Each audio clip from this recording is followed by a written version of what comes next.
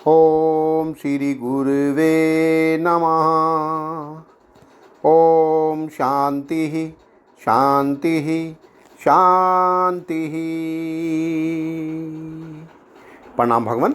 भगवान योग वासिष्ठ महारामायण से निर्वाण प्रकरण उत्तरार्ध और सर्ग नंबर 85 लेते हैं भगवान, जिसमें शीर्षक है प्रकृति रूपा काल रात्रि के परम तत्व शिव में लीन होने का वर्णन। श्री वशिष्ठ जी कहते हैं, रघुनंदन, जो तत्वज्ञ नहीं है उसकी दृष्टि में वह चिति शक्ति ही क्रिया रूप है। वह अनामय अर्थात निर्विकार है, तथापि स्वभाव से ही नृत्य करती है। उस क्रिया रूपा चिति शक्ति के कुदाल और पिटारी आदि आभूषण हैं। जैसे वायु की गति या चेष्टा वायु से भिन्न नहीं है, वैसे ही शिव स्वरूप परमात्मा की इच्छा स्वरूपा वह काल रात्रि उससे भिन्न नहीं है। जैसे वायु के भीतर की चेष्टा वायु रूप ही है, अतएव उसे चेष्टा नहीं भी कह सकते हैं, वैसे ही शिव की इच्छा शिव के स्वरूप से भिन्न नहीं है, अतएव शिव रूप ही है, इसलिए वह अनिच्छा ही है। इस दृष्टि से शिव में इच्छा का अभाव है। वह काल रात्रि जब उस महा आकाश में नृत्य कर रही थी, उस समय उसने प्रेम आवेशवश स्वयं अपने आवरणकारी अंश को हटाकर निकटवर्ती शिव का वैसे ही स्पर्श कर लिया, जैसे समुद्र जल की रेखा अपने नाश के लिए ही बड़वानल का स्पर्श कर लेती है। परम कारण रूप शिव का स्पर्श होते ही वह काल रात्रि धीरे धीरे क्षीण होकर अव्यक्त भाव को प्राप्त होने लगी। पहले तो वह अपने विशाल आकार का परित्याग करके पर्वत आकार बन गई, फिर नगर आकार होकर विचित्र कल्पना रूप पल्लव से सुशोभित वृक्ष के समान सुंदरी बन गई।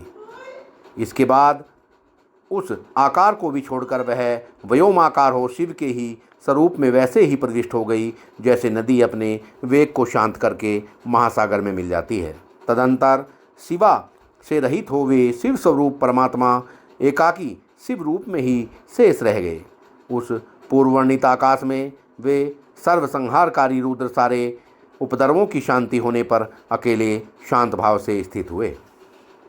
श्री राम जी ने पूछा, भगवान, शिव जी का स्पर्श प्राप्त होते ही वह परमेश्वरी शिवा क्यों शांत हो गई? वह मुझे यथार्थ रूप से बताइए। वशिष्ठ जी ने कहा, श्री राम, वह शिवा परमेश्वर शिव की इच्छा रूपा प्रकृति कही गई है। वही जगत माया के नाम से विख्यात है। वह परमेश्वर शिव की स्वाभाविक स्पंद शक्ति है। वे परमेश्वर प्रकृति से परे पुरुष कहे गए हैं। वायु भी उन्हीं का स्वरूप है। वे शिव रूपधारी शांत परमात्मा शरत काल के आकाश की भांति निर्मल एवं परम शांतिमान हैं। स्पंदन अर्थात स्फूर्णा या चेष्टा मात्र ही जिसका स्वरूप है, वह परमेश्वरी की इच्छा रूपा चिति शक्ति भ्रमण रूपिणी प्रकृति है। वह तभी तक इस संसार में भ्रमण करती है जब तक कि नित्य तृप्त निर्विकार अजर अनादि अनंत एवं अद्वैत परमात्मा शिव का साक्षात्कार नहीं कर लेती। यह प्रकृति एकमात्र चैतन्य धर्मिणी है, अतः उसे चित शक्ति ही समझना चाहिए।